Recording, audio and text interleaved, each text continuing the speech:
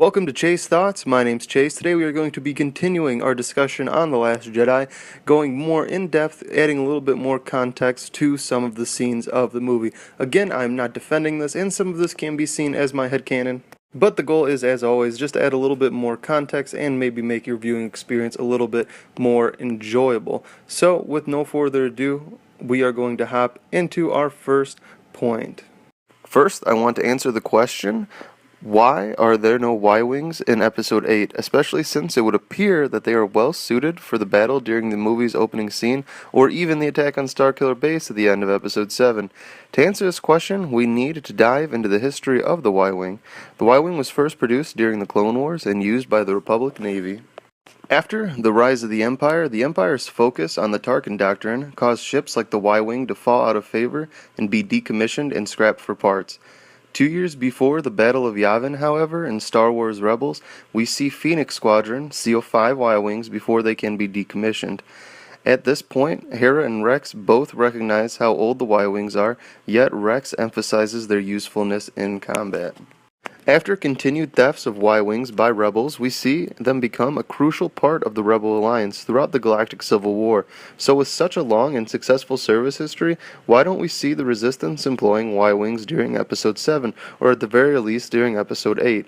The events of Episode 7 and 8 take place 34 years after the Battle of Yavin, while the Clone Wars started 22 years before the Battle of Yavin, making the Y-Wing 56 years old during Episode 8. This would be the equivalence of the United States Army using the M48 Patton tank that was produced in 1953 today in 2018, which may sound a bit silly for the US to use a 65-year-old tank, and I would assume it sounds just as silly for the Resistance to employ a 56-year-old bomber, considering that they don't even use the same X-Wings from the Galactic Civil War. So age is a huge factor on why we don't see the Resistance employing Y-Wings, despite the fact that many of the Resistance ships are refurbished ships decommissioned from the New Republic. But even those refurbished ships are newer models than those seen during the Galactic Civil War. So your next question may be, why don't we see newer versions of the Y-Wings commissioned by the New Republic to the original manufacturer, like we see new versions of the X-Wing? Well, they could very much still exist. It could be that access to them was limited, and the Resistance was unable to acquire them from any weapons dealers, since it is unlikely that the manufacturer itself would deal warships directly to the private sector. Remember, the Resistance is basically Leia's private army. So if we see Rey and Leia uniting the remnants of the New Republic Navy in either Episode 9, an animated series, or a book, it is likely that they may then make an appearance. It is also possible that the concept of a Y-Wing was altogether scrapped in favor of the faster and more versatile X-Wing. The second thing I wanted to talk about this episode was the question, why did Leia demote Poe from commander to captain for his attack on the Dreadnought? Well, let's first look at the First Order ship for a moment. The Mandator 4 class siege dreadnought hosted a crew of 53,000 officers, 140,000 enlisted, and 22,000 stormtroopers, while also housing 2 orbital autocannons apparently able to destroy the Raddus in a single shot. Which brings the total fatalities of the First Order to 215,000, assuming no one was able to escape the ship's destruction. And, of course, the loss of the Dreadnought in exchange for a wing of bombers, the Ninka, and some X-Wings. As Poe said, he saw this as their only opportunity to take out the Dreadnought. Under normal military circumstances, losing a few hundred for 215,000 would be seen as a great success. So why wasn't it now? Well, to answer that question, we need to look at the battle in context without looking at the coming repercussions. And the truth is that a few hundred lives compared to the 215,000 lives was more impactful to the limited resources of the Resistance compared to the seemingly endless resources of the First Order.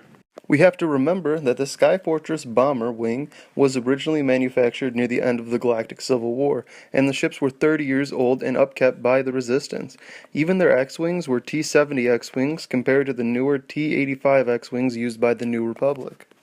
Even the Raddus had to be outfitted to have many of its operations automated to allow the Resistance to operate it with a smaller crew, so any loss of life or equipment could be detrimental to the Resistance. The repercussions of this can be seen later in the film, where the Raddus and its depleted forces are left with little to no way to defend themselves against Snoke's command ship. While it is true that Leia could have called off the attack herself after Poe refused her order, once the bomber wing was in position, it would have been too late, for they would have lost more forces turning their back to the enemy once engaged compared to finishing their attack. We can see an example of this near the end of Rogue One, where we see ship after ship shot down above Scarif as they attempt to flee before Vader appears in front with his Star Destroyer ramming into them. In general, though, this is a question of resources, and you can see in Hux's interaction with Snoke at the end of the battle that it meant more to Snoke that they were able to track the Raddus than that the Dreadnought was lost.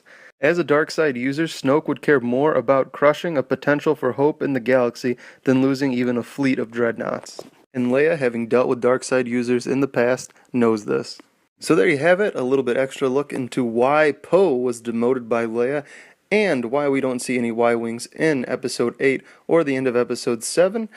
As always, remember to rate the video, comment the video, and subscribe so you never miss another episode of Chase Thoughts. Until next time, this is Chase, signing off.